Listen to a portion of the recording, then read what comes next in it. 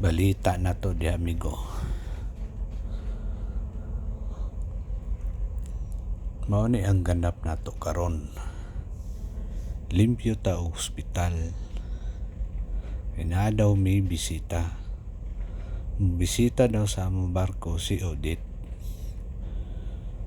Kay mag-check daw sa among barko. Mao nang todo limpyo gid kaayo mi. Pati sa among gali amo nagyong gilimpyohan og insakto. Kay dili man ta kayo pa kabalo mo edit og mga video. O nang inani akong mga video. Dili kayo detalye.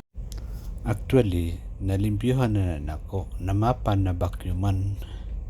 Ako na pong giwasingan ang CR. Ang akong video, nag-iris na lang ko og beddings. Diha pa manggog ko nakahunaw na og video. Pero limpyo na siya.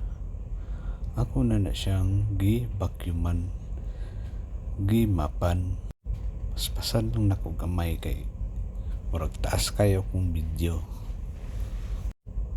Pasensyahe lang na ninyo kay first time pa man. Una, iisbog na to gamay. Diri na po nga angle lang nga to ang videohan.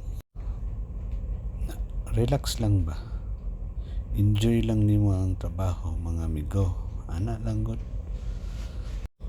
Para kung mo check si Odette dere, nice na kaayo. Limpyo na jud siya.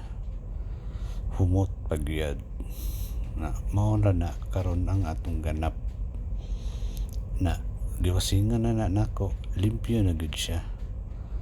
So mao na